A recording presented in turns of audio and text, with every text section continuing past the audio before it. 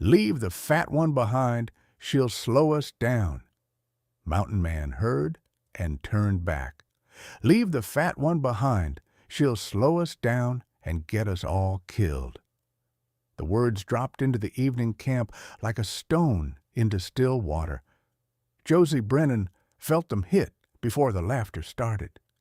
She sat on a fallen log near the edge of the wagon circle, tin plate of beans cooling in her hands, eyes fixed on the dusty ground between her boots. If she didn't look up, if she didn't react, sometimes the blows landed softer. Not tonight. Captain Marcus Webb stood near the central fire, boots braced wide, hands planted on his hips like a man used to being obeyed. The other emigrants ringed him in a ragged half-circle, faces hollow with exhaustion and fear. 4 months on the Oregon Trail had worn them all down. Hunger and worry had sharpened them into people Josie barely recognized, and today they'd found their target. "We are 2 weeks behind schedule," Webb said, voice carrying clearly in the thin September air. 2 weeks. The passes don't care about your feelings or your prayers. Snow hits early, we die. That's simple. Murmurs rippled around the fire. Reverend Hollis cleared his throat. "The Lord will see us through, Brother Webb." "The Lord didn't hitch the oxen to a fat woman's wagon," Webb snapped. He jabbed a thumb toward the outer ring of wagons, where Josie's sat lower than the rest, burdened by its owner and what little she owned. Every river, every hill, every muddy stretch, it's that wagon that holds us back. We can't afford it anymore. A few people chuckled. A few looked away. Ruth Schneider, flour still dusted on her apron from kneading bread, shook her head once. "That's cruel, Marcus," she said quietly. "Josie's done nothing but try her best, same as the rest of us." "Her best ain't good enough," Webb said. "She eats more than we can spare and does half the work. She's a liability, Ruth. You know it. We all know it. I'm just the only one saying it out loud. If you're listening to this right now, tell me in the comments, where in the world are you hearing this story from?" Josie's fingers dug into the edge of her plate. She wanted to vanish into the shadows between the wagons. Instead, she sat there, every word flaying her open. "What are you proposing?" someone asked. "We take a vote," Webb said. "Tomorrow at first light, we leave Miss Brennan at the next way station with enough supplies to wait for another train. We lighten our load, we save our children, or we drag 400 pounds of dead weight into the mountains and pray they're merciful. I know which choice I'm making." His gaze locked on Josie at last, hard and unapologetic. Around the circle, voices began to rise, agreeing, hesitating, arguing, whispering. The campfire snapped and spat, sparks spiraling into the dark. No one noticed the tall stranger who had paused beside the last wagon as the words, "Leave the fat one behind," cut through the air. He stood in the half-light, rifle slung over one shoulder, coat dusty from miles of travel, pale eyes narrowing as the conversation turned from fear to cruelty. He'd only stopped to trade information and move on. But now, Elijah Crane turned his head toward the shadows where Josie sat alone, shoulders bowed under words that weighed more than any wagon. And for the first time that day, he hesitated. Josie Brennan rose from the log long before the fire died down. She carried her plate to the wash bucket, hands trembling so hard she nearly dropped it. No one said a word to her as she passed. No one met her eyes. It was as if Webb's declaration had turned her into a ghost before she'd even left the camp. Her wagon stood on the far edge of the circle where stragglers and widows were usually placed. Only she didn't belong to either group. She was simply unwanted. A burden, as they said, a reminder of everything weak in themselves. At 28 years old and nearly 400 pounds, she had stopped trying to fit into the spaces people expected her to occupy. Her body didn't allow it. Her life didn't allow it. And every mile of the trail had carved the truth deeper into her bones. No matter how quietly she walked, how hard she worked, or how little she ate, she would always be the easiest target. Tonight, they'd sharpened their arrows. She climbed into her wagon and closed the canvas flap behind her, sinking onto her bedroll. The boards creaked beneath her. Everything creaked beneath her. Chairs, steps, the patience of strangers. She pressed her hands to her face and breathed through the humiliation until the shaking eased. Outside, Webb's voice carried. He was still talking, still using her to secure the authority he loved. Someone laughed. Someone else swore. The wheels of the vote were already turning. Ruth Schneider's soft knock broke the silence. "Josie?" Her voice was a whisper through the canvas. "You in there?" Josie didn't answer at first.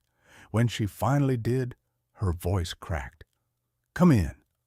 Ruth pushed the flap aside and stepped inside, lantern in hand.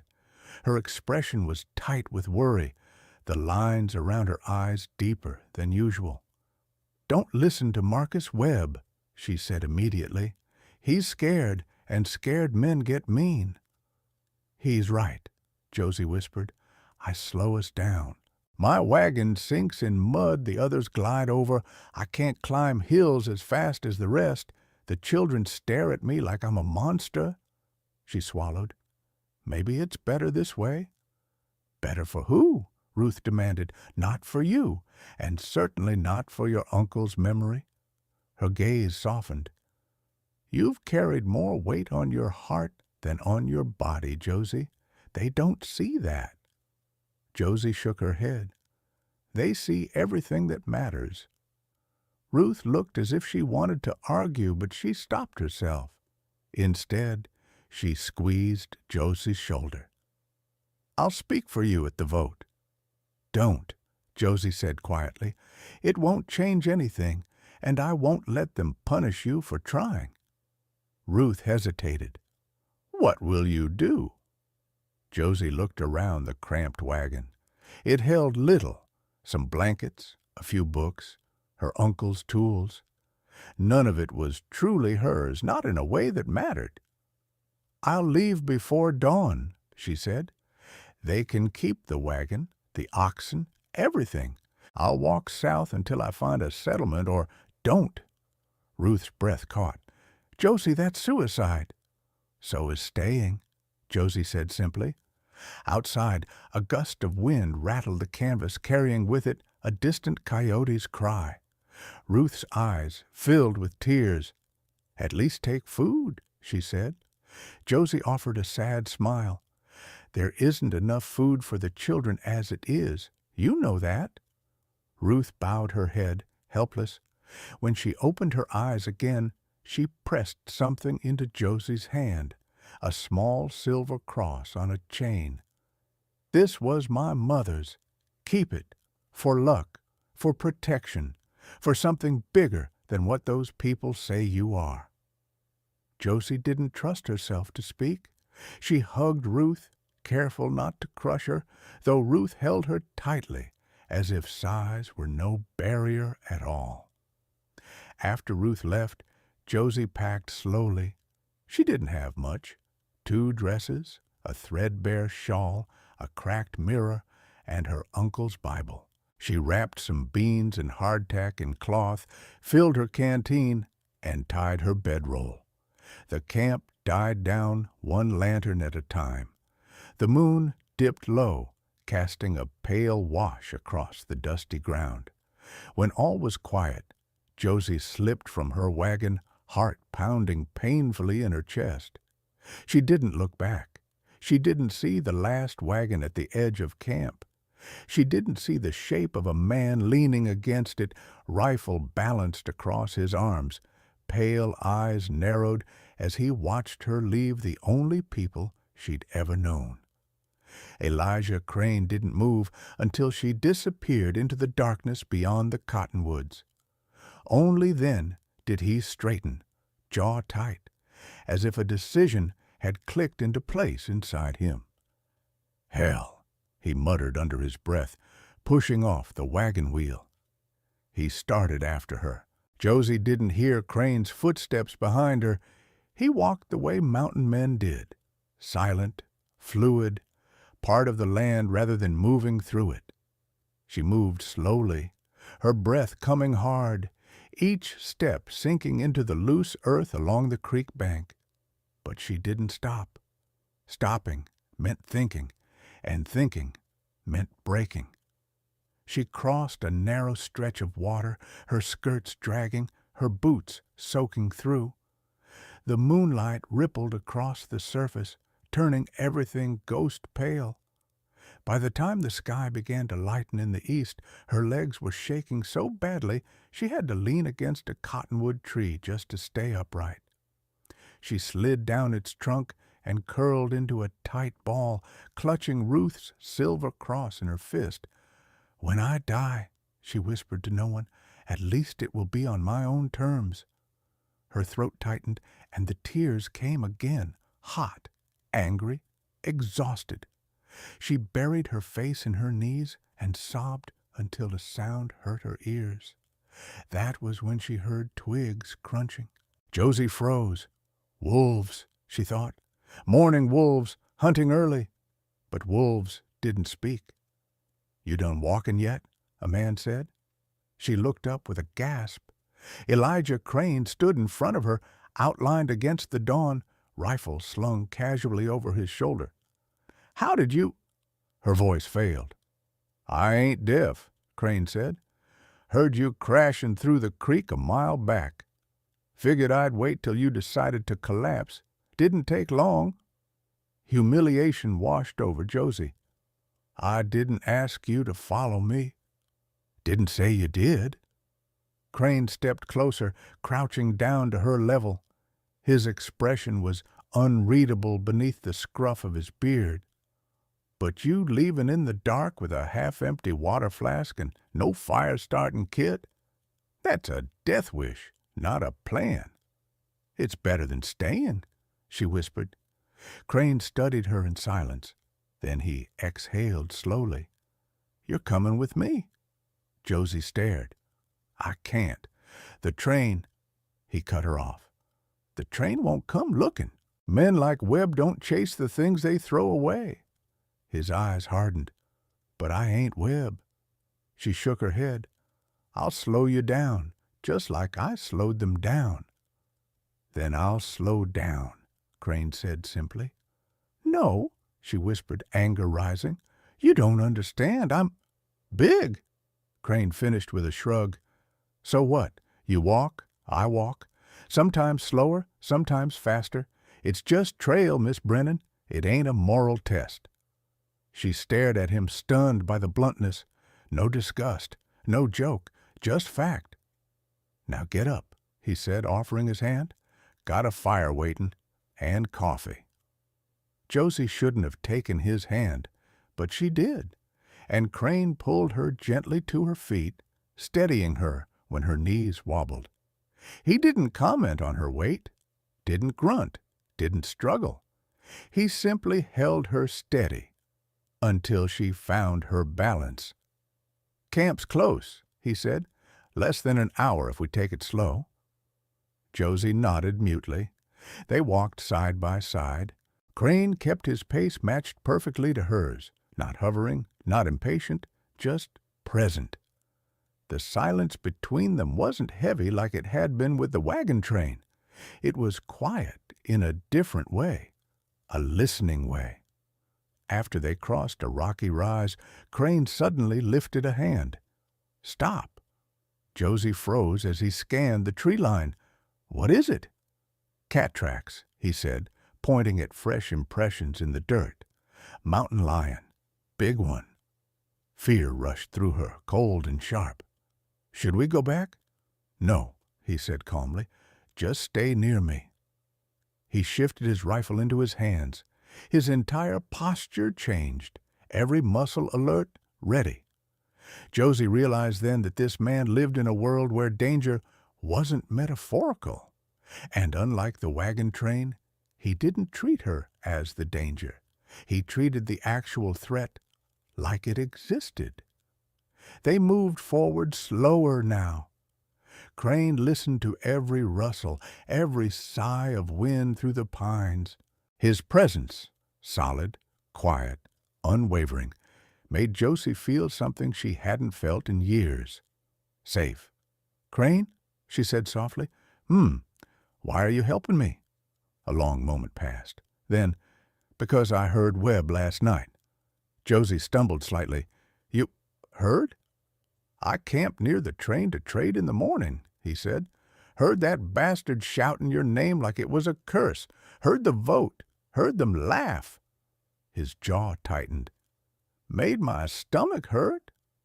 Josie blinked, confused. "Why?" Crane didn't look at her. His eyes stayed on the trees. "Had a woman once," he said finally. "People hurt her the same way. Words, looks, whispers, wore her down until she thought she was worth less than the dirt on her shoes." Josie felt breathless. "Is she—" "Gone," Crane said simply. "Been gone 6 years." A silence settled between them, not awkward, heavy with something soft and bruised. "People tell themselves cruelty is practical," he said. "Survival, they call it. But it ain't. It's cowardice dressed up as necessity." He glanced at her then. "You didn't deserve what they said, or what they did." Josie swallowed hard. "You don't even know me." "Know enough," Crane said. The cabin appeared through a break in the trees, smoke curling from the chimney, morning sunlight warming the roof. It stood sturdy against the mountainside like a place built for second chances. Crane nodded toward it. "There. Home for now. Home." The word struck her like a physical blow. "Crane," she whispered, "what if I'm not strong enough? What if I'm everything they said?" He turned toward her fully for the first time since they'd met. His pale blue eyes were steady. "Then you get strong, with time, with food, with rest, and if you break along the way, then I'll carry what you can't. That's all survival ever is." Josie felt something crack inside her, something brittle, something long-starved. She nodded. "All right." "Good." Crane stepped ahead to open the cabin door. "Coffee's on. Come inside and get warm." Josie stepped over the threshold. For the first time since Missouri, she didn't feel like a burden. She felt chosen. The first thing Josie noticed inside Crane's cabin was the warmth. Not just the heat rising from the stone hearth or the thick furs lining the floor, but a deeper warmth, a sense of safety woven into the very grain of the wooden walls. Survival lived here, yes, but so did gentleness. Crane set his rifle on a wall rack and moved toward the stove. "Sit," he said, nodding toward a sturdy chair beside the fire. Josie hesitated. Chairs had betrayed her before, splintering, collapsing, humiliating her in front of entire camp circles. Crane must have read the fear in her eyes, because he added almost offhandedly, "Built that one myself, holds my weight fine." Crane was easily twice her strength in pure muscle. The reassurance worked. Josie lowered herself cautiously into the chair. It didn't creak. It didn't shudder. It simply held her. Something in her chest loosened.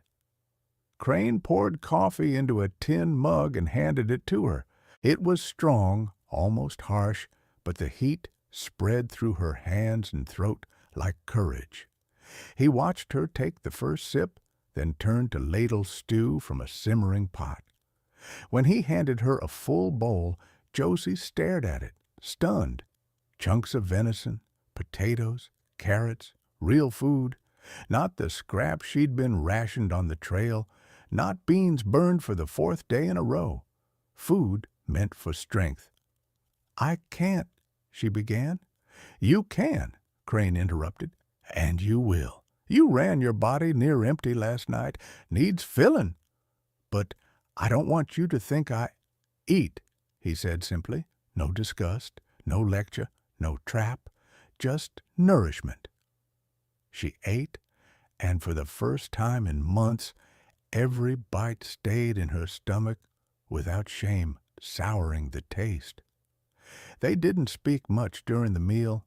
Crane wasn't a man of idle talk, and Josie wasn't ready to trust her voice. But silence in the cabin wasn't like silence on the trail. Here, quiet had room to breathe. After they finished, Crane rinsed both bowls and set them aside to dry. Then he turned to her. "You'll rest today. Feet'll be swollen from the walk. Tomorrow, we'll start on chores." "Chores?" Josie echoed. "Everyone works," Crane said. "Even me, especially me." He scratched his beard. "You can cook, mend, help with pelts. Plenty to do." Josie braced for the next part. Criticism, mockery, impatience. But Crane simply nodded toward the loft ladder. "Go on up. Bedroll's made. You sleep?" She blinked. "Well, what about you?" "I sleep by the fire," he said. "Did before you came, will again. But it's your home." "It's a roof over both our heads," Crane said. "Not a palace." He gestured again to the ladder. Josie climbed slowly, her body protesting the movement. The loft was small but cozy. A thick mattress, piles of furs, a tiny window overlooking the pines. She lay down cautiously, half expecting the bed to sag. It didn't. She stared up at the rafters and let the exhaustion swallow her. She slept for nearly 14 hours. When she awoke, the fire glowed low, and Crane was gone from the chair by the hearth. For a moment, panic surged, abandonment, the familiar fear of being left behind. But then she saw the note on the table, written in blunt, careful letters. Outside, chopping wood, coffee on stove. Josie pressed the slip of paper to her chest. No one had ever told her where they'd gone before. No one had ever thought she deserved to know. She drank coffee, dressed, and stepped outside. The sight stunned her. Crane, stripped to his shirt despite the cold, swung an axe with controlled power. Each strike split the log cleanly. Each piece added to the growing stack beside him. His breath steamed in the crisp air. His movements were slow, efficient, almost meditative. When he noticed her, he paused. "You rested?" "Yes," Josie said. "Better than I have in years." He nodded, returned to the woodpile. "Good." Josie hesitated. Should I help with something?" He set the axe aside. "Can you sew a tear in a pelt?" "Yes. There's a stack inside needs mending. Do it by the fire. No rush." He wiped sweat from his forehead with his sleeve. "This place works because the work's shared." Josie blinked. No criticism, no implied failure, just partnership.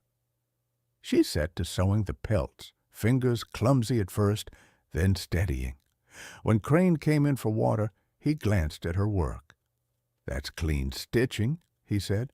"Good, real good." Her cheeks warmed.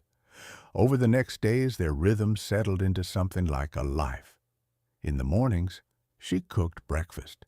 Crane always let her plate be full, never commented on portions, never monitored her like the others had.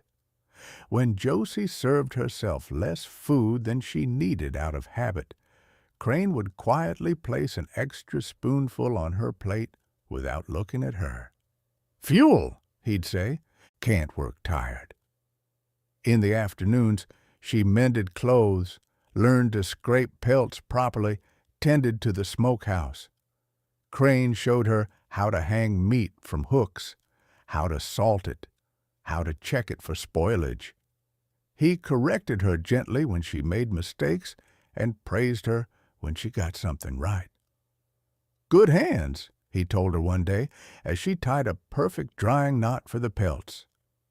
Josie looked down at her hands, round, scarred from years of work, too big for gloves. No one had ever called them good. In the evenings, they sat by the fire. Crane read from a battered book, poems, stories, sometimes Bible passages. His deep voice softened when he read, as if he were speaking to someone he missed. Sometimes Josie read aloud, too. She had a soft, melodic voice that surprised Crane the first time he heard it. "You sound like the river in spring," he said quietly. She dropped her gaze, embarrassed. "That doesn't make sense." "Does to me." Little by little, the cabin changed her. She stood taller. She spoke more. She asked questions. She laughed. An actual laugh, not the muffled, apologetic one she'd perfected on the wagon train. And Crane, he changed too. He lingered when she smiled. He stood closer when they talked. He carved her a stool perfectly fitted for her height. He built a shelf near the loft window for her books. He added a second hook beside his own for her coat, not because she asked, but because he noticed, because he cared. One evening, as the snow thickened outside and the fire crackled warmly, Josie leaned over her sewing and said the thought she'd been afraid to voice. "You don't treat me like they did." Crane looked up from his sharpening stone. "No, I don't." "Why?" she whispered. He set the stone aside. "Because I ain't blind." Her breath hitched. "Blind to what?" He nodded toward her gently. "To the woman you are, not the woman they saw." Josie's hand stilled. Crane kept his gaze steady. "You got courage. More than most folks. You got kindness, patience, thoughtfulness, and strength. Hell, Josie, you walked all night through wilderness most men wouldn't survive." She swallowed hard. "You make me sound worth something." Crane leaned forward slightly, the fire reflecting in his pale eyes. "You are?" Josie's heart clenched, not with pain, with awakening, with the slow, terrifying bloom of hope. She bowed her head, overwhelmed. Crane didn't touch her, not yet, but the warmth of his nearness felt like a hand on her cheek. Outside, the wind howled across the valley. Inside, for the first time in her life, Josie Brennan felt safe and wanted and seen. Winter tightened its grip on the valley with a silent, relentless force. Snow rose past the window ledges, winds carved ice sculptures along the roof line, and each night the temperature sank low enough to freeze the creek solid. Yet inside the cabin, warmth grew in ways Josie had never known. Their days fell into comfortable rhythm. Their evenings deepened into something gentler, quieter, edged with an affection neither of them dared name. But winter seldom passes without stirring old ghosts, and the mountains had their own way of forcing truths into the open. It began with the letter. Crane returned from checking his traps with a folded piece of paper clenched in his fist, snow still clinging to his beard. Josie was stirring stew when he stepped inside, and the moment she saw his expression, flat, grim, unreadable, fear curled like smoke in her chest. "You all right?" she asked carefully. Crane didn't answer. He shut the door against the wind, unrolled the paper, and stared at the writing as if it offended him. "Found this nailed to my trap line," he said finally. Josie wiped her hands and approached. "What is it?" Crane hesitated before handing it over. His fingers brushed hers, warm, rough, steady. Josie unfolded the note. It was short. Elijah Crane, we know you're harboring the Brennan woman. Turn her over by spring thaw, or we come take her ourselves. M.W. Josie stared, her heartbeat drumming in her ears. M.W. Marcus Webb. Crane nodded once, his jaw ticking. But how did he know I was here? She whispered. He never saw you leave my cabin that day, Crane said. But a man like Webb? He don't give up a grudge easy. Probably followed my tracks after that snow. Saw extra firewood burned, new footprints. Enough to guess. Josie sank into the nearest chair. He wants to take me back? No, Crane said darkly. He wants to control the story, wants to make you the villain. The woman who ran off and stole and ruined his leadership. He's protecting his pride, not you. Bile rose in Josie's throat. I thought they'd forgotten about me. Cruel men don't forget, Crane said. They wait. They look for weakness. She pressed the note to her chest, hands trembling. What do? We don't give 'em a damn thing, Crane said, voice low as thunder. This valley ain't theirs. You sure as hell ain't theirs. And anyone trying to cross my land to lay hands on you is gonna meet a side of me I've kept buried for a long damn time. Josie swallowed hard. Elijah, what did you used to do before trapping? There was a pause, a long one. Crane moved to the fire, warming his hands, the flames gilding the hard plains of his face. I was a bounty hunter, he said at last. Josie blinked. A bounty hunter? Paid to track men, he said. Dangerous ones, desperate ones, and sometimes just ones who made the wrong enemies. He looked into the fire as if seeing something miles and years away. Folks said I was good at it, too good. Learned how to read tracks, read lies, read fear. Josie's breath caught. Is that how Lucy died? No, he whispered, shaking his head. But the life I lived, the men I brought in, the men I put in the ground, it poisoned things. People talked. Whispers spread. They said Lucy only married me because she couldn't do better. Said no decent man would want a woman like her. Said she should be grateful for whatever scraps of affection she got. His hand clenched slowly into a fist. I tried to shut him up, tried to keep her away from town. But words cut deeper than knives, Josie. She believed them. And once she believed them, she stopped believing me. He exhaled, long and pained. When she died, the last thing I wanted was more death on my hands. So I walked away from that life and came here. Figured isolation was safer for everyone.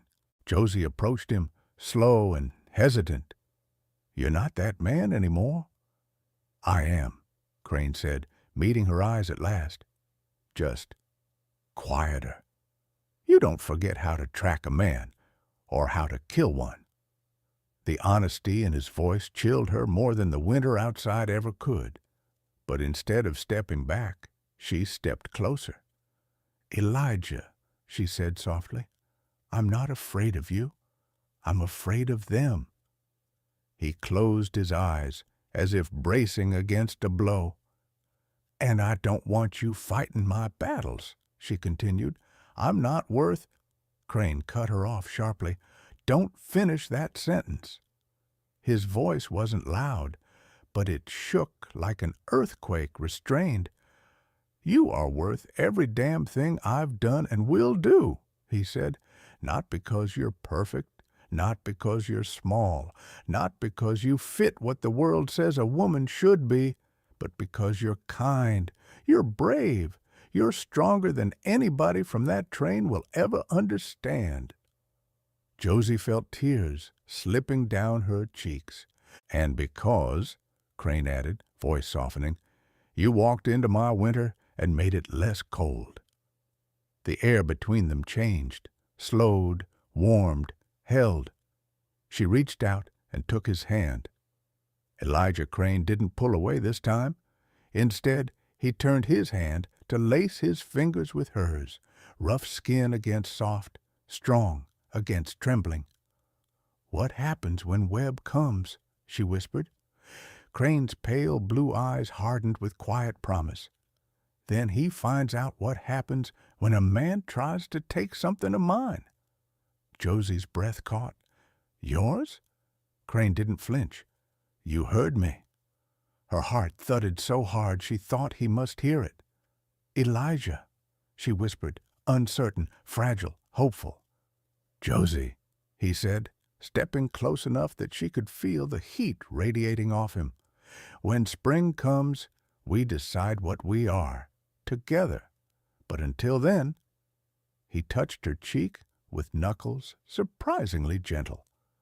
"I keep you safe, and you stop pretending you ain't worth saving." Snow beat against the cabin walls, wind howled through the valley, and somewhere far off a wolf cried into the dawn. Inside, Josie Brennan leaned into Elijah Crane's touch and felt, for the first time in her life, chosen, wanted, protected. But outside, the mountains were waking, and men like Marcus Webb didn't forget grudges. They simply waited for the thaw. Do you want Part 6, The Confrontation, 700 words, where Webb arrives at the cabin and everything erupts? Spring crept into the valley slowly, a shy guest uncertain of its welcome.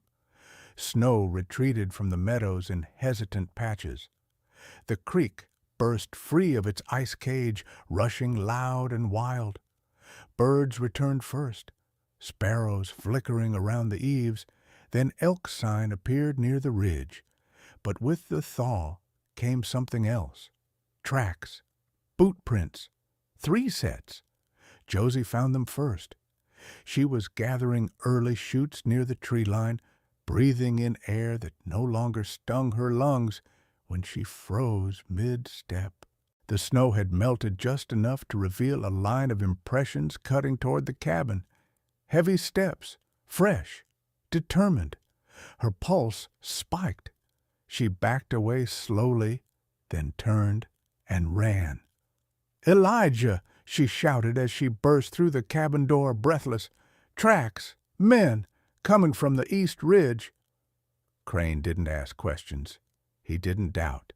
He simply stood, took one long look at her pale face, then crossed the room in 3 strides and grabbed his rifle from its peg. "They're early," he muttered. "Webb must have pushed hard through the thaw." Josie's hands began to shake. "What do we do? Elijah, what if they try to take me?" Crane crossed the room and put both hands on her shoulders, grounding her.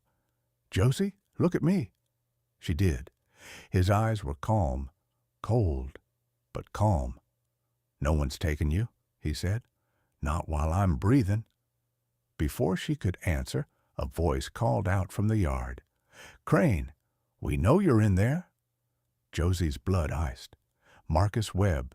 Crane positioned himself between her and the door, then walked out onto the porch with the quiet confidence of a man who had survived far worse than bluster. Josie followed to the window, staying low. Webb sat on horseback, 2 men flanking him. All 3 carried rifles. Their faces were red from exertion and pride. They thought they owned the world, or at least owned her. Crane didn't bother raising his weapon.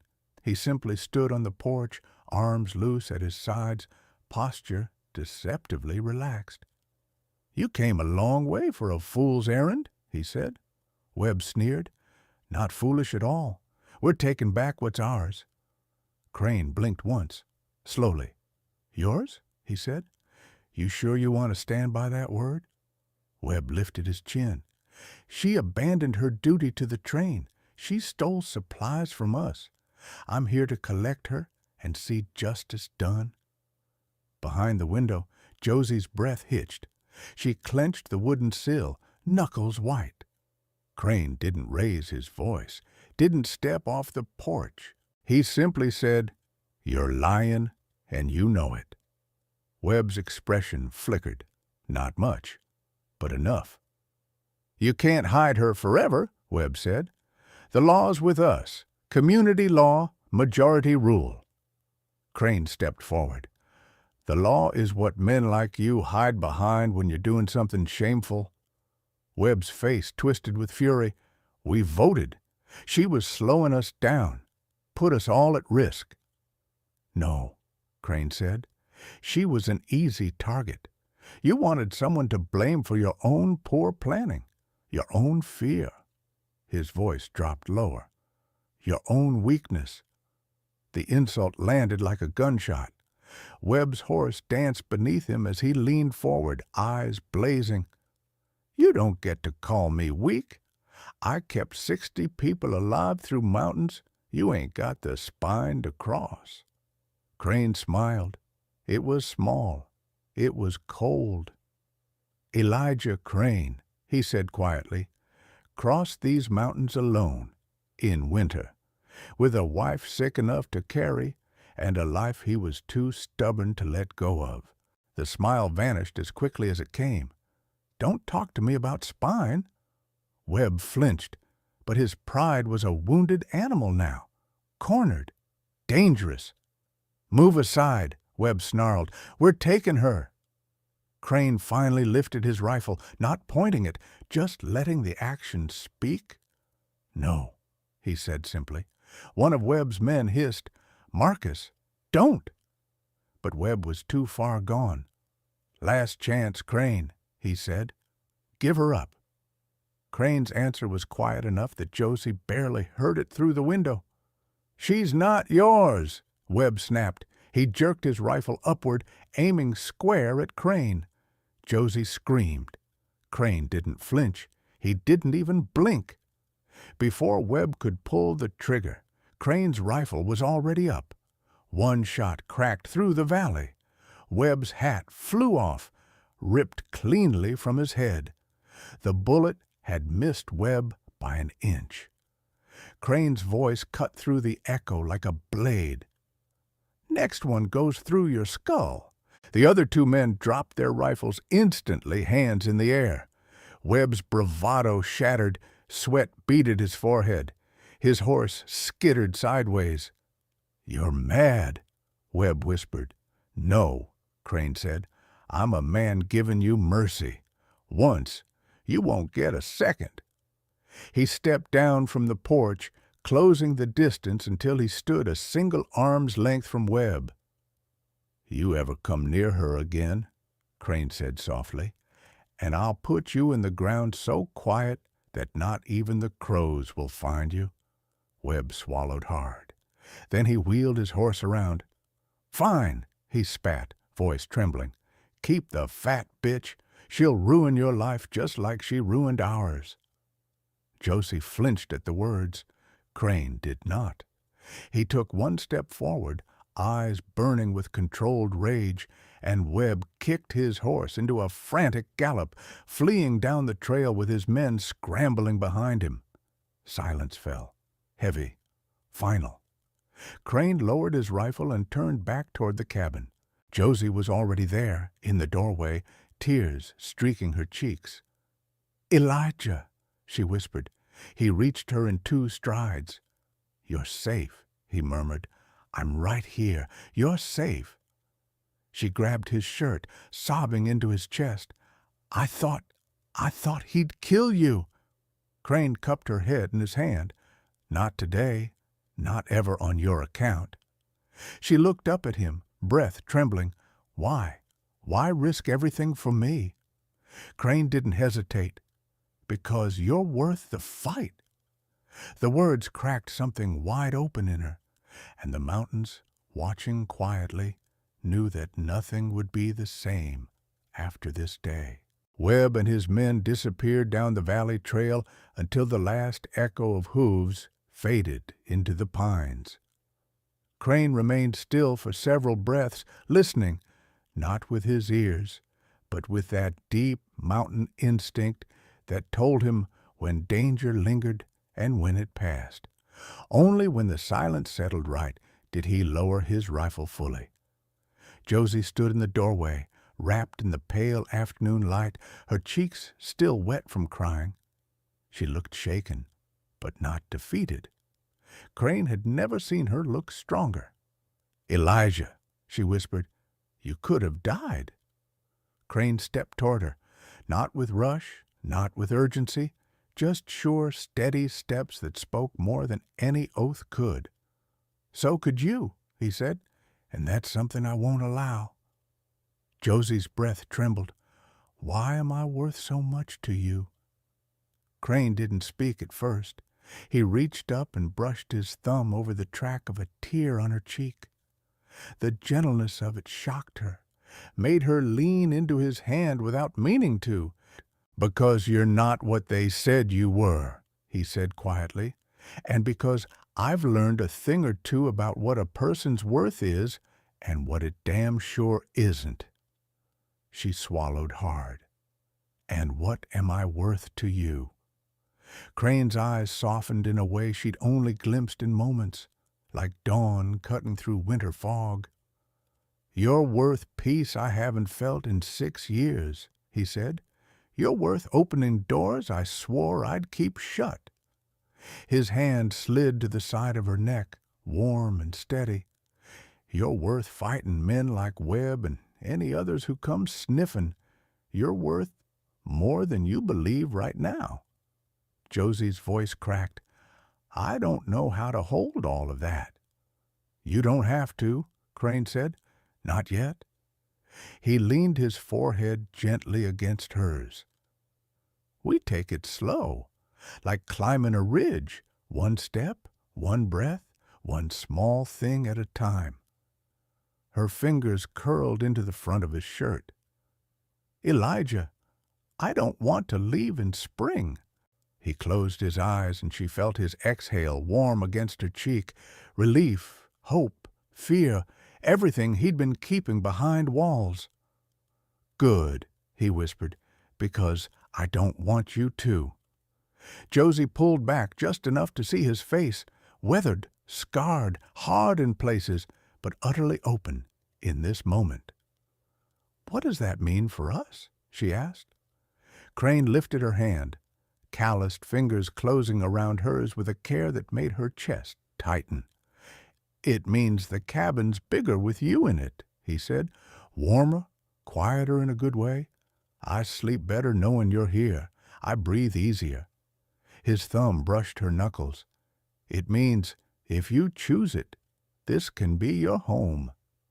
Josie blinked, tears rising again. "Home?"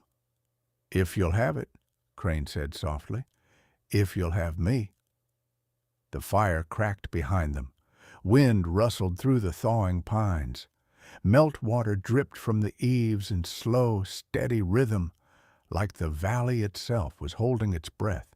Josie stepped forward and laid her palm against his chest, over the heartbeat that had steadied her through fear, through winter, through the darkest parts of herself. "I'll stay," she whispered. "I want to stay." Crane didn't kiss her, not yet. Instead, he wrapped his arms around her and pulled her against him, holding her with a kind of reverence that made her feel like the mountains had opened their arms. "You're safe here," he murmured into her hair, "for as long as you choose to be." Josie closed her eyes and let herself believe it. Let herself believe him. But beyond the valley, the world still turned. Webb still lived. Rumors traveled. Trails carried whispers as easily as they carried wagons. And though Josie and Crane stood together in the quiet warmth of the cabin, another question lingered. Soft, dangerous, unavoidable. Would love be enough to protect them from the world that had already tried to break them? The mountains would give their answer soon enough. Stories like this remind us how easily a single voice of cruelty can push someone to the edge, and how powerful one act of protection can be in pulling them back.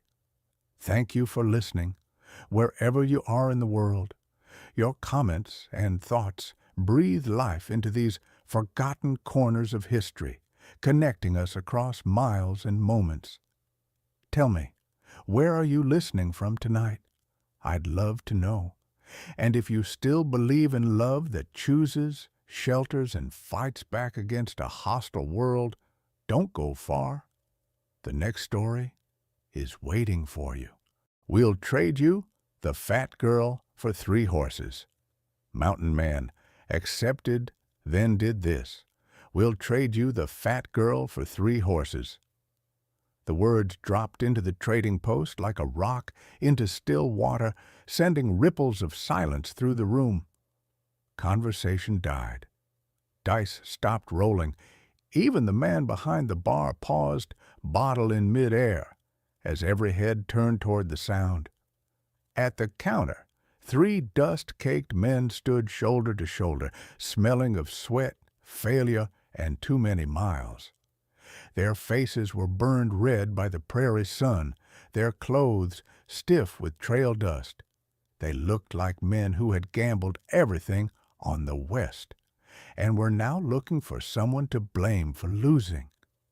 Behind them, sitting alone on a cracked molasses barrel, was Mabel Fairchild. She sat with her shoulders rounded, hands clasped so tightly in her lap that her knuckles had gone white. 25 years old, with auburn hair pulled back in a severe bun and a body that carried close to 370 pounds, Mabel had spent most of her life trying to take up less space than her bones and flesh allowed. Her faded dress pulled tight across her stomach and hips, every seam straining, every crease a reminder of what people saw when they looked at her. Not a woman, a problem. "That there's my sister-in-law," the first man, her brother-in-law, announced loudly, jerking his thumb toward her as if pointing at a sack of grain. "She's healthy, she can work, and she eats less than you'd think. 3 good horses for her in our old wagon. It's a fair deal, Duval." The trader behind the counter, Pete Duval, chewed on a plug of tobacco and eyed Mabel like she was a mule with a limp. His gaze slid over her rounded arms, the way the barrel creaked faintly beneath her weight, the way she kept her eyes on the floor like she was apologizing for existing. "What am I supposed to do with her?" Duval drawled. "Woman that size eats near as much as a draft horse. Who's gonna want her?" Mabel's brothers didn't even flinch. "Work her, sell her, marry her off to some lonely miner," said Thomas, her older brother, in a voice as flat as the prairie. "We don't care what you do. We need supplies and 3 mounts to get our families to California. She's all we got worth trading." Laughter flickered around the room, low and cruel. Someone at a nearby barrel snorted, "You're overpricing her. 3 horses for that? You're the one should be paying." Heat burned up Mabel's neck into her face, but she didn't move, didn't argue. Shame had taught her long ago that speaking only made things worse. So she fixed her eyes on a knot in the floorboards and tried to pretend her heart wasn't breaking. "Come on, Duval," James, her other brother, pressed. "We've been hauling her dead weight half across the territory. She slows us down, eats more than the kids, and ain't good for nothing but taking up space. You take her, you get the wagon too. That's generous." "Generous?" someone echoed with a mean chuckle.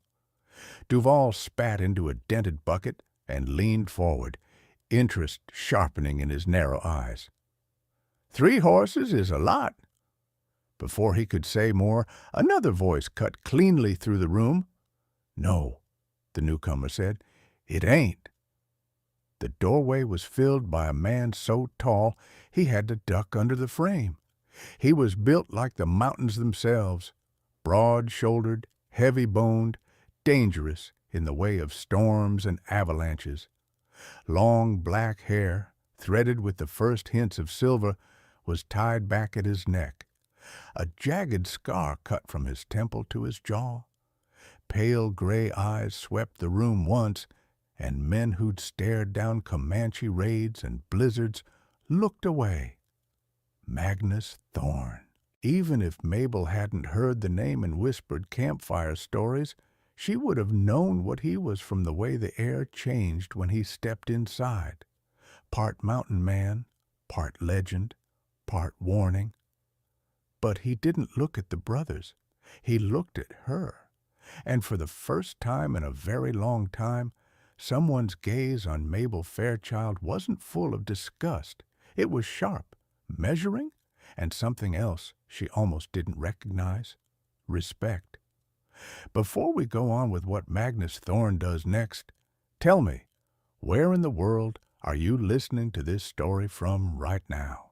The trading post had gone so quiet, Mabel could hear her own heartbeat thudding in her ears. Magnus Thorne took 2 slow steps forward, boots heavy on the wooden floorboards, and the crowd parted instinctively. Men who prided themselves on fearlessness suddenly found the floor very interesting. He didn't spare them a second glance. His eyes, cold, pale, unyielding, were locked on Mabel. Then he turned, finally acknowledging the 3 men standing at the counter. "You 3 speak for her?" Thorne asked. Thomas straightened his shoulders, puffing himself up like a rooster in front of a wolf. "She's our kin, our responsibility." "Wrong," Thorne said flatly. "Kin protects, kin provides.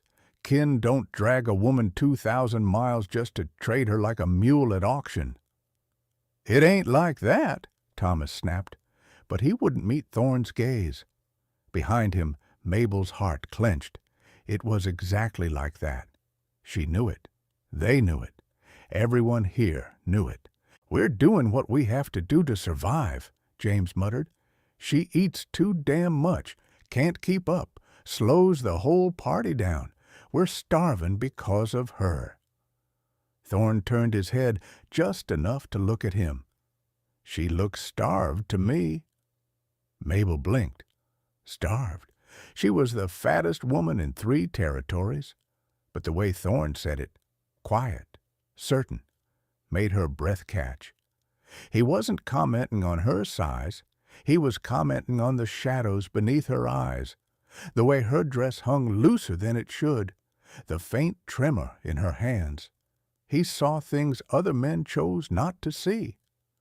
"We ain't got time for this," Thomas snapped, desperate to regain authority. "Duval, you taking the deal or not?" Duval eyed the brothers, then Thorne, then Mabel. His lips twisted. "All depends on what her value is." Thorne stepped forward, and suddenly the room felt too small to contain him. "Her value," he said softly, "isn't something you get to set." Thomas scoffed. "We raised her." "You used her," Thorne corrected. "Big difference." There was no shouting, no anger, just stone-cold truth that made Thomas's jaw clench. He looked away first. Mabel wanted to shrink into herself, collapse inward until she disappeared entirely. Her brother's words rang in her ears: lazy, burden, eats too much, useless, labels that had shaped her entire life. Born the big girl, raised the problem, carried the shame. Her mother used to defend her, used to hold her at night when the whispering in the house became too much, used to say Mabel's softness was God's own kindness made flesh. Then her mother died, and softness in her house became a crime. "Miss," Thorne said suddenly. She looked up. His eyes were on her again, direct, unnerving, patient in a way she'd never experienced from a man. "You know how to speak." Mabel swallowed hard. Yes, sir." "Then I'm asking you a question. These men say you're worthless. You agree with that?" Her brother stiffened.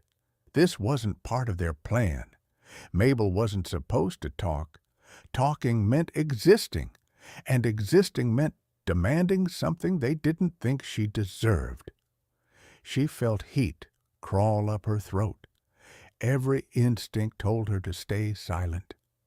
Don't make trouble. Don't draw attention. Don't embarrass them. But Thorne didn't look away, didn't huff impatiently, didn't roll his eyes like her brothers always did. He waited. Her voice cracked. "I'm not worthless. I can cook. I can sew. I can read.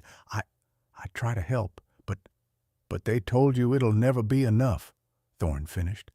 She nodded once, shame choking her. "Look at me," he said. Slowly she did. "Men who say things like that," Thorne murmured, "ain't talking about you. They're talking about themselves." Her breath stuttered. No one had ever defended her like that. Thomas stepped forward, furious now. "We didn't come here for a sermon. We came to make a trade." Thorne's head turned, slow as winter frost spreading across a window pane. "And I'm telling you, there ain't gonna be one." "Oh, yeah?" James barked. "And who the hell are you to say so?" The room held its breath. "Magnus Thorne," the bartender whispered without meaning to. James went white. Thomas went gray. Even Duval swallowed. Mabel had heard the name. Everyone in the frontier had. A man people hired when the law was too scared. A man with 6 confirmed kills in Indian Territory and twice that number in rumors. A man who lived in the mountains like a ghost, silent as snowfall and twice as deadly. Thomas tried one last time. "You don't know her," he spat. "You don't know what she's like." "I know what you're like," Thorne said. Then he turned to Mabel again. "You want out of this?" he asked gently.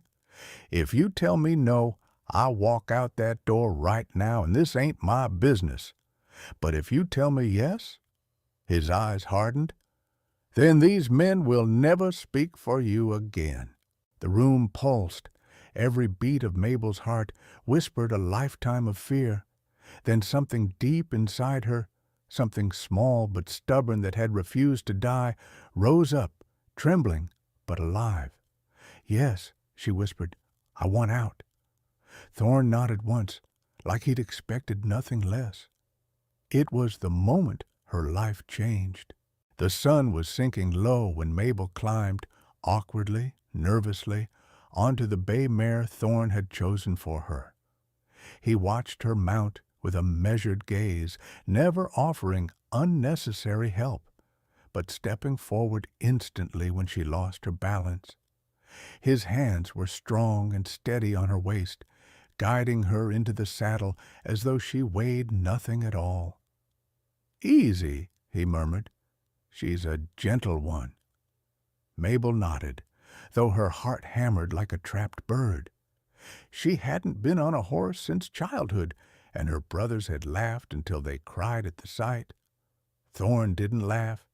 He simply adjusted the stirrups, checked her reins, and looked up at her with that low, assessing calm.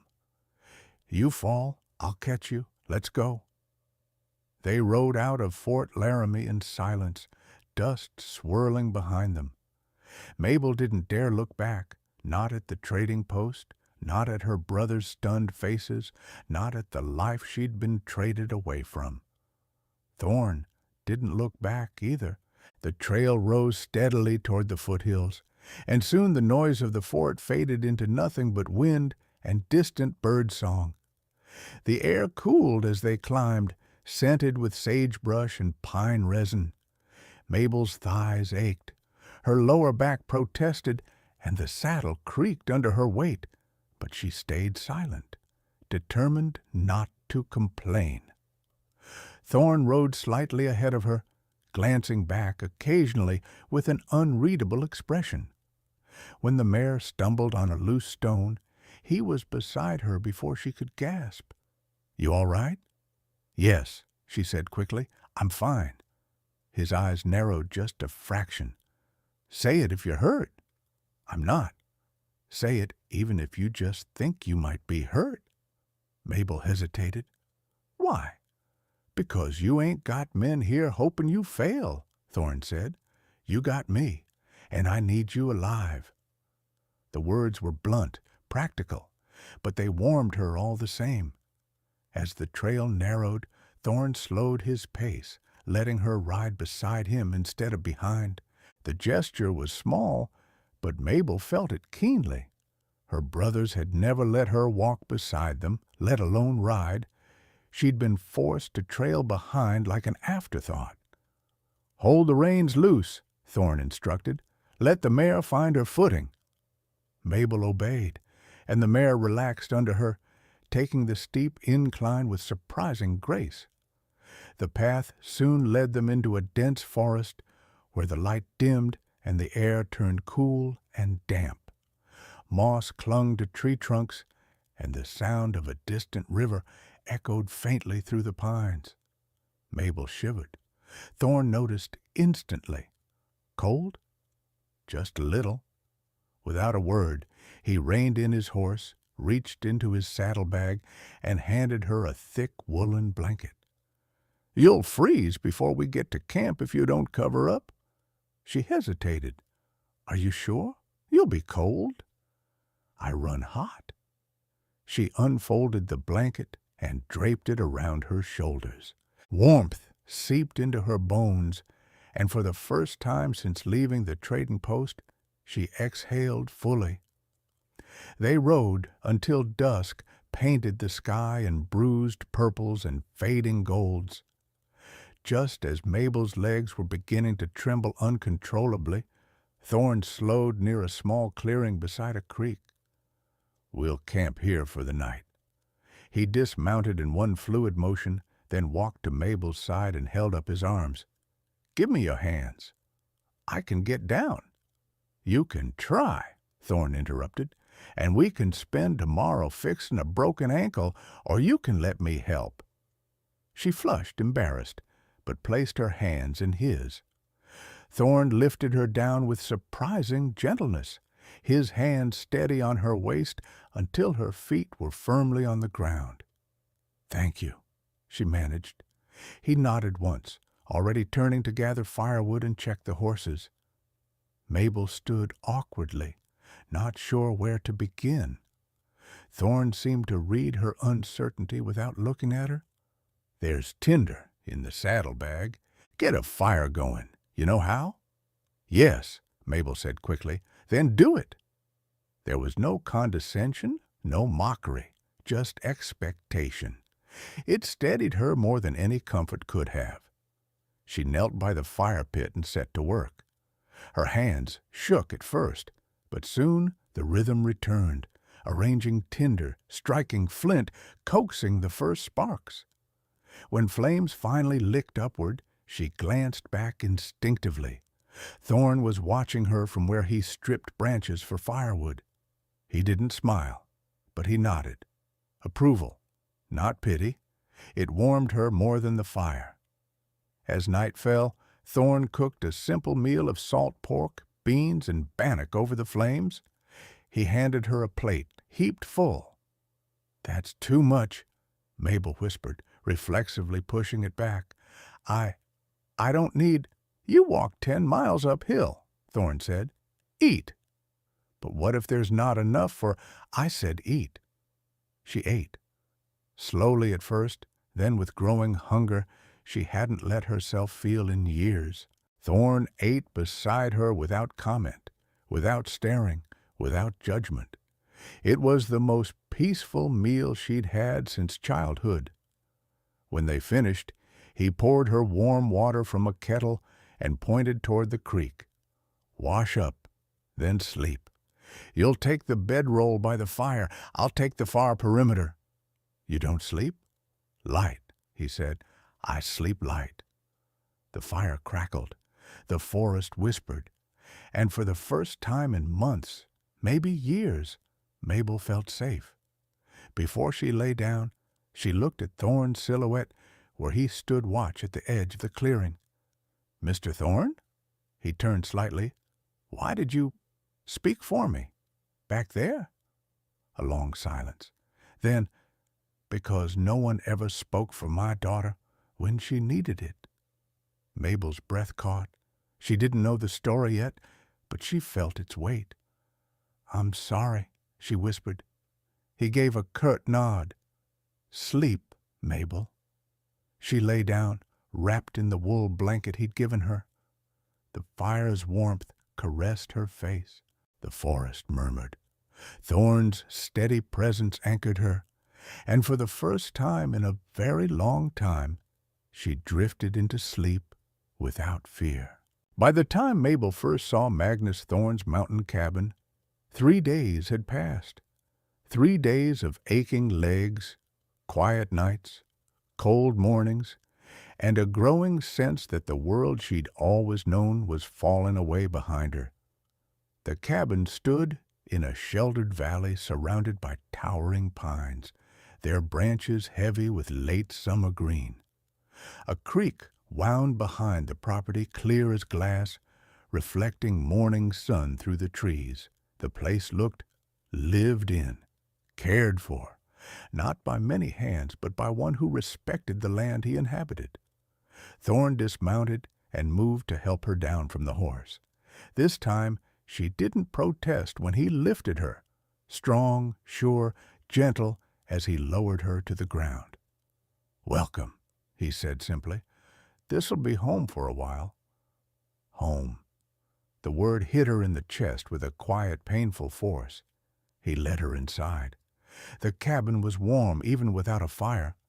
Sunlight filtered through 2 glass windows, real glass, not greased paper, filling the room with soft gold. A stone hearth dominated the far wall. A sturdy wooden table sat near the window, 2 chairs pulled neatly under it. Shelves lined with jars. Dried herbs, flour, beans, coffee ran along one wall. A thick quilt covered the single bed in the corner. Above it, a ladder led to a small loft. Mabel turned in a slow circle, taking it in. "It's beautiful," she whispered. Thorne shrugged.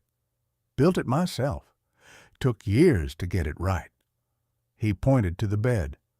"That's yours. I'll take the loft. There's a curtain rod if you want privacy." Privacy. A room of her own. A bed with a quilt. A place where she wasn't expected to sleep under wagons or on the cold earth while her brothers took the softest spaces. Her throat tightened. Thorne watched her for a moment, as though trying to decipher her silence. Then he cleared his throat and motioned toward the shelves. "You'll run the cabin. Cook, mend, keep accounts. You can read?" "Yes." "Good. Ledger's here." He set a worn, leather-bound book on the table. "If you need anything at all, you tell me. Don't guess. Don't go without. Speak." Mabel nodded. "And don't skip meals," he added without looking at her. She stiffened. "I don't." "You do," he said bluntly. "You're half-starved. I can see it." Her cheeks burned with humiliation, but before she could speak, Thorne added, "Starving ain't about size. It's about being denied what you need." She went still. He turned to her then, pale eyes, steady on hers.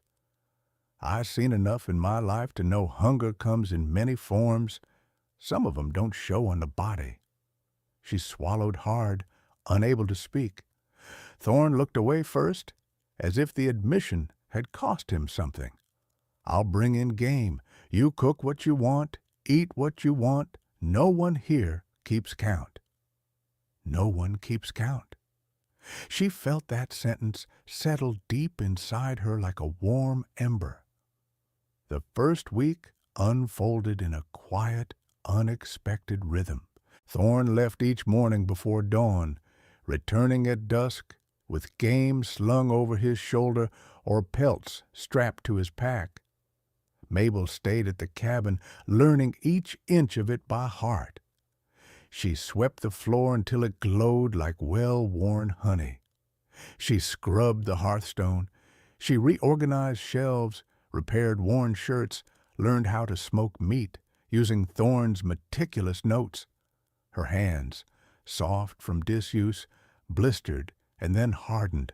Her back ached from hauling water. Her arms grew stronger from kneading bread, chopping vegetables, stirring heavy pots. Thorne noticed everything. If she struggled with a chore, he quietly fixed or improved something. If she reached for a pot too high, he built a small stool by morning.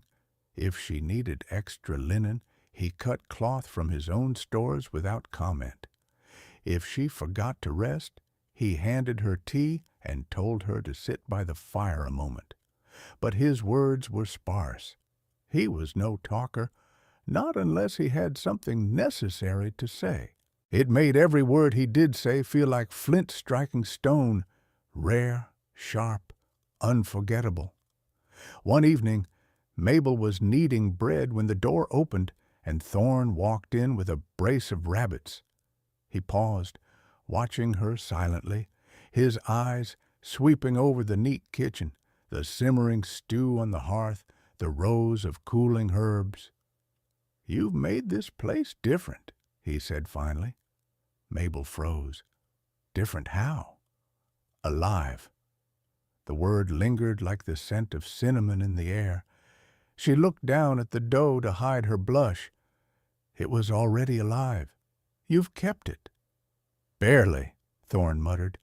Place was going to ruin without someone who knew how to tend it. She glanced up. "You could have hired someone else." "I didn't want someone else." The moment held, warm and fragile. Then he broke eye contact abruptly, clearing his throat like a man caught saying more than intended. "Bread smells good." She hid a smile. "It will be." As the weeks passed, the cabin became a world of its own, a tiny universe carved out of loneliness and frost. Some nights they sat together by the fire, Mabel reading aloud while Thorne repaired gear or sharpened knives. At first, she chose the Bible. He listened quietly. But one night, she hesitated, fingers brushing a worn poetry collection Thorne kept tucked away. "You can read it," he said without looking up. "Ain't much use to me these days, but I remember some lines." "Which ones?" she asked. He paused, then recited in a low voice, "When the world was dark, she lit the match. When the wind rose up, she became the flame." The words stole her breath. "That's beautiful," she whispered. "Yeah," he said softly. She was. She realized he wasn't talking about poetry. He was talking about Grace, his daughter. The grief in his voice was quiet, not raw as before. But it was there, a living thing. That night, Mabel set an extra candle on the mantel, not for light, for remembrance. She didn't say anything about it, but Thorne noticed. The next morning, when she woke, the candle had been lit. 3 weeks in, the first snowfall came. Soft flakes drifted through the trees, dusting the roof, muffling the world in white. Mabel stood in the doorway, breath catching at the beauty. Behind her, Thorne appeared, carrying an armful of chopped wood. He stopped beside her, following her gaze. "Snow's early this year," he murmured. "It's beautiful. Makes the world quiet. Sometimes too quiet." Something in his tone made her turn. "You get lonely out here," she said. "Ain't the solitude that's hard," he replied. "It's the silence." She understood. Loneliness wasn't the absence of people. It was the absence of kindness. Their eyes met. A heartbeat passed. 2. Then Thorne stepped back abruptly, as if pulling himself from a cliff's edge. "You should come inside. Cold'll settle in your bones." But his voice wasn't distant. It was soft, gentle, almost afraid. Another night, Mabel dropped a pot of water. It splashed across the stone floor, soaking her skirt. She froze, every muscle locking in instinctive terror. She braced for shouting, for insults, for the blow that never came. Thorne looked up from the table, assessed the scene, and rose. "You hurt?" he asked. She shook her head, trembling. "Then it's just water," he said. "Ain't worth fear." Her knees nearly gave out. He saw, and this time he didn't step away from the trembling in her voice. "Who taught you to flinch like that?" he asked, voice like low thunder. "My brothers, people, life." She tried to laugh, but it cracked. "Everyone, I suppose." Thorne's jaw tightened. "Not anymore." The promise hung in the air long after the floor had dried. By the end of the month, something had changed so subtly, Mabel almost missed it. Thorne lingered at the table after meals, as if reluctant to leave the warmth inside. He returned earlier from hunts. His gaze found her more often. Sometimes, when she spoke, he looked at her mouth instead of her eyes. And when she laughed, the deep, unexpected laugh she hadn't heard from herself in years, his expression softened, like a man remembering sunlight after a long winter. The cabin, once quiet and solitary, now pulsed with new life. But it would not last untouched. Winter secrets had a way of surfacing, and Magnus Thorne carried one more heavy than snow. Winter tightened its grip on the mountain valley, thickening the silence around the cabin. Snow piled against the windows, frost feathered across the glass, and the creek slowed under a thin sheet of ice. Inside, though, warmth swelled, firelight, shared meals, quiet evenings, and a closeness that neither Mabel nor Thorne dared name aloud. But warmth, Mabel learned, did not silence the past. It only softened its footsteps. One morning, Thorne returned earlier than usual from checking his trap lines. He came through the door with snow in his beard, boots heavy, eyes sharper than she'd ever seen. Not cold, alert, watchful. "Stay inside today," he said simply, hanging his rifle by the door.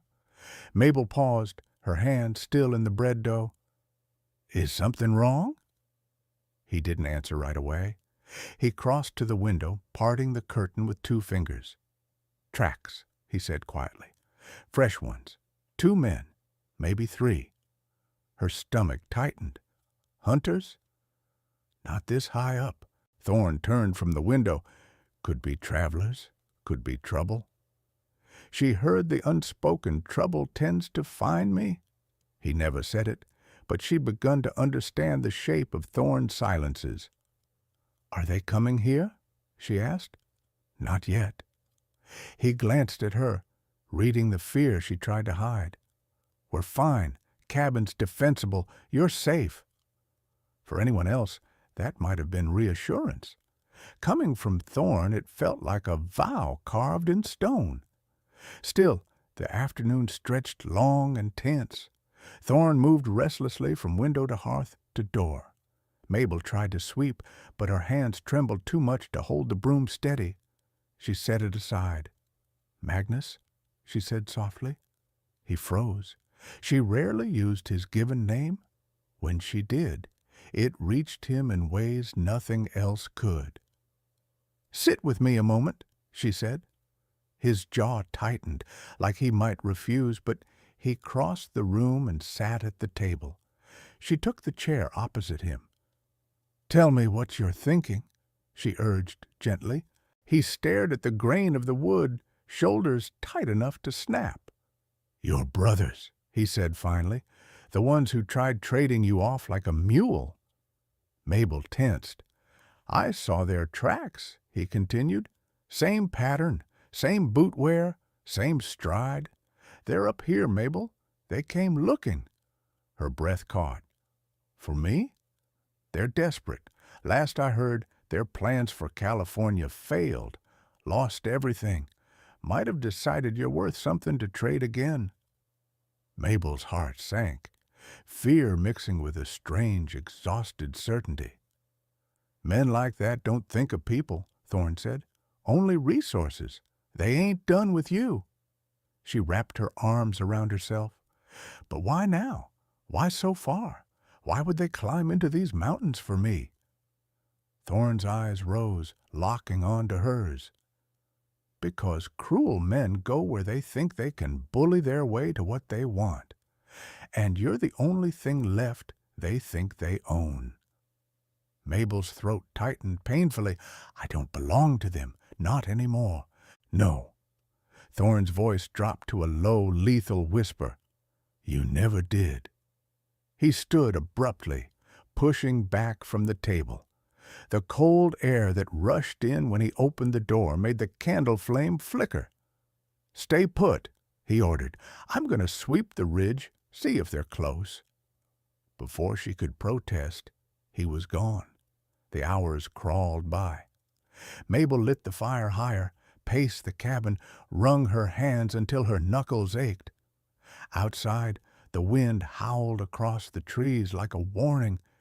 She had only ever known one kind of fear, the fear of ridicule, of rejection, of being unwanted. This was different.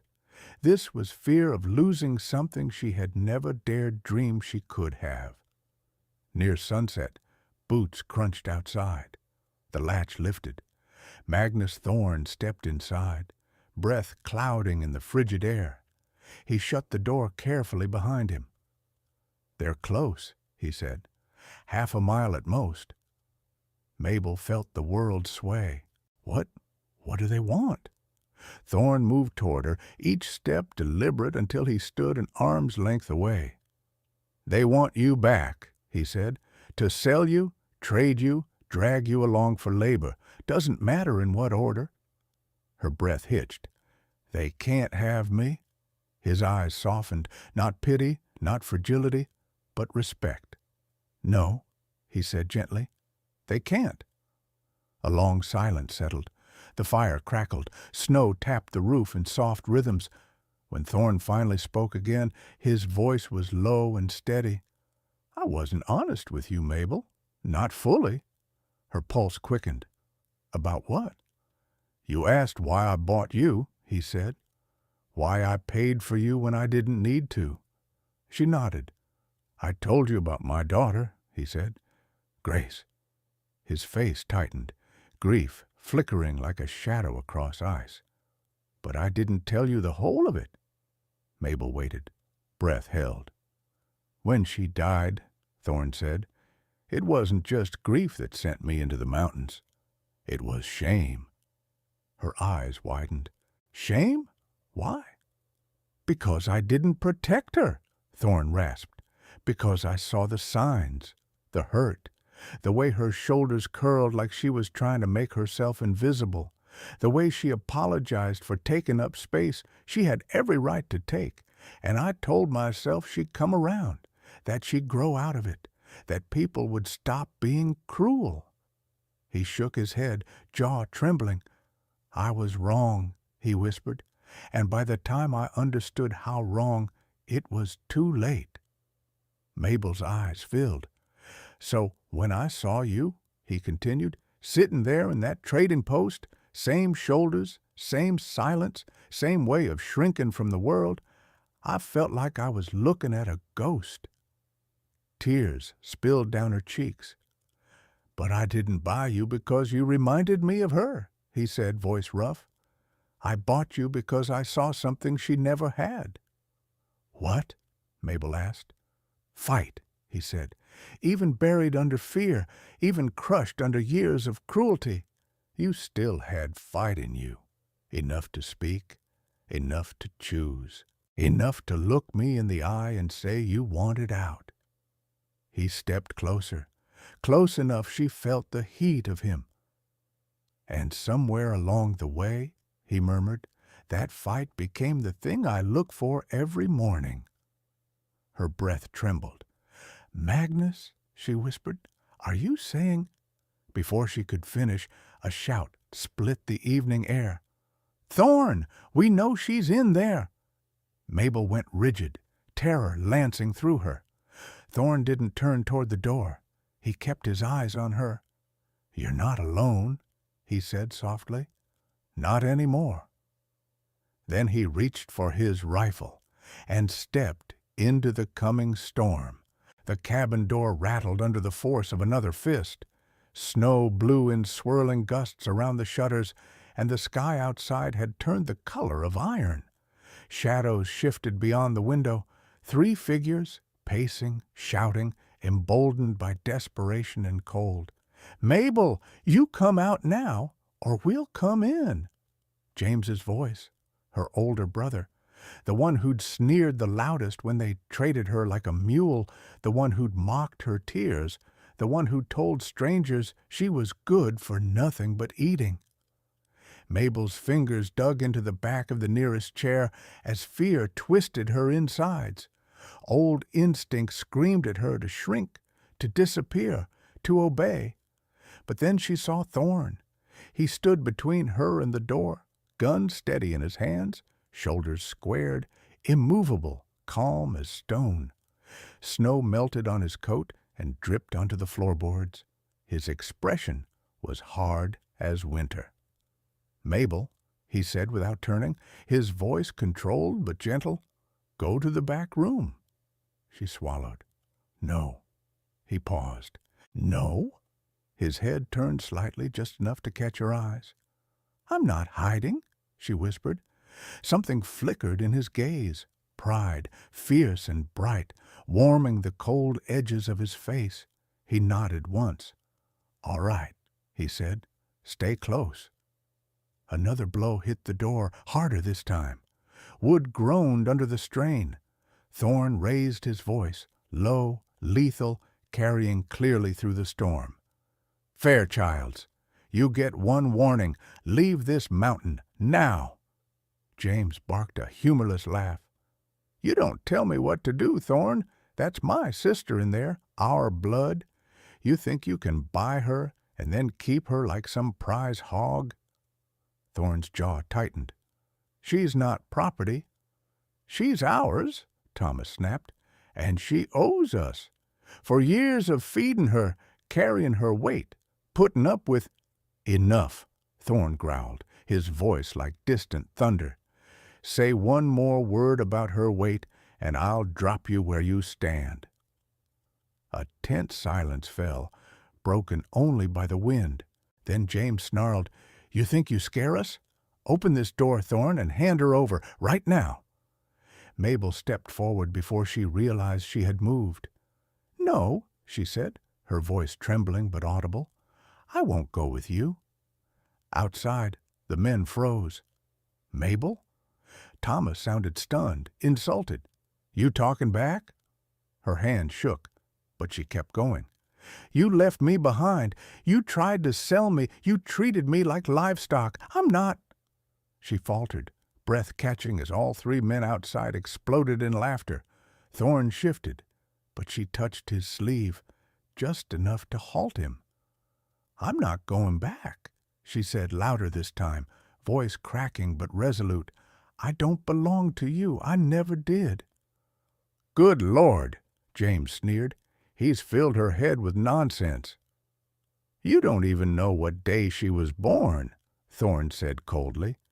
"You don't know her favorite food, her favorite season, or that she reads before bed to help her sleep. You don't know the sound she makes when she's concentrating, or how she cries without making a sound because she learned long ago nobody cared to hear it." He stepped forward, voice sharpened to a blade. "You don't know a damn thing about her, but I do." The silence that followed seemed to swallow the storm. Then Thomas shouted, voice cracking with rage, "Open the door or we'll break it down."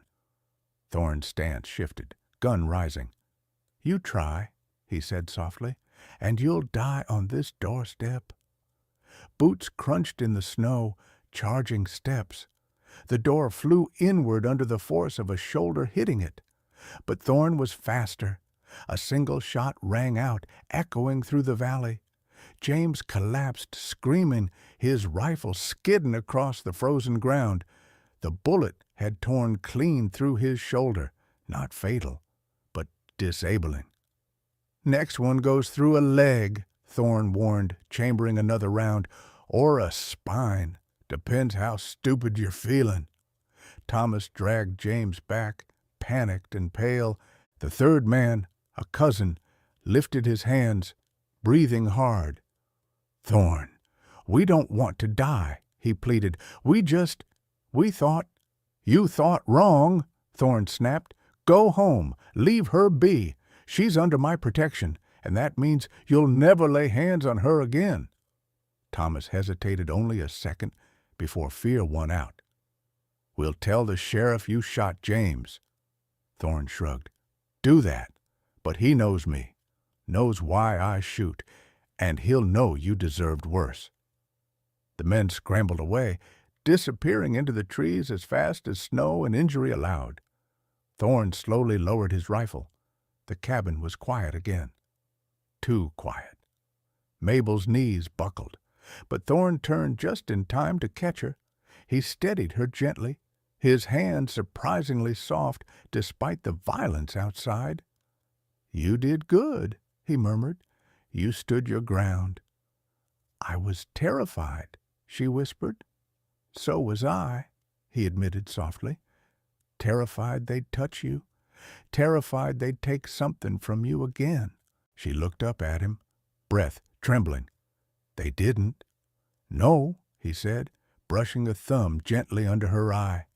"They never will, not while I'm breathing." The words flowed through her like warmth, melting years of cold shame she thought would never thaw. And for the first time in her life, Mabel Fairchild felt protected, not owned, not tolerated. Protected, wanted, seen. "Magnus," she whispered, emotion thick in her throat, "what happens now?" He looked at her as though the answer terrified him and anchored him all at once. "Now," he said quietly, "we close the door, and we build whatever future you choose." Night fell slowly over the mountains, laying a hush across the valley as if the land itself wished not to disturb what had just unfolded. The fire in the hearth burned low, throwing soft amber light across the cabin walls. Mabel sat at the table, still trembling faintly, hands wrapped around a cup of tea she hadn't touched. Thorne moved quietly, checking the windows, securing the door, adding wood to the fire. He wasn't pacing, just making sure everything held, making sure she was safe. When he finally sat down across from her, silence stretched between them, not heavy, not awkward, simply full, like something important was settling gently into place. "You're shaking," he murmured. "I'm trying not to." "You don't have to." Mabel took a slow breath. "They looked at me the same way they always did, like I was a burden they'd been forced to carry, like I owed them my life for tolerating me." "You owe them nothing," Thorne said. "You never did." She looked up at him then, really looked. His face, usually carved from stone, had softened. There was still steel there always would be, but beneath it something warmer flickered. "You protected me," she said quietly, "not because you had to, because you wanted to." Thorne leaned forward, forearms braced on the table. "I'd do it again," he said, "every time." The fire crackled, sparks rising like tiny stars. Slowly, Mabel reached across the table. Her hand hovered for a moment over his, the hand of a man who'd built his life from rock and loss, before she let her fingers rest gently atop his own. He went still, not tense, just still, as though the world had narrowed to the warmth of her hand on his. "You asked me once if I ever thought about leaving come spring," she said softly. He swallowed hard. "I remember." "I don't," she said. Thorn's breath hitched. He didn't speak, didn't move. Only his eyes betrayed him, gray turning molten, wide with something like hope and fear tangled together. Mabel squeezed his hand gently. This cabin, this life, it feels like the first place I've been allowed to exist. The first place I've been allowed to breathe without waiting for someone to mock me. And it's because of you. His voice was hardly more than a whisper. You make this place a home. Outside, wind swept over the roof, a soft sighing sound that almost felt like blessing. Thorn released a slow breath, as though gathering every ounce of courage he had left. Then, with remarkable gentleness for a man of his size, he turned his hand and laced his fingers with hers. Mabel, he said, his voice steady, vulnerable, real. You're safe here. You always will be. And if you want it, this can be your home.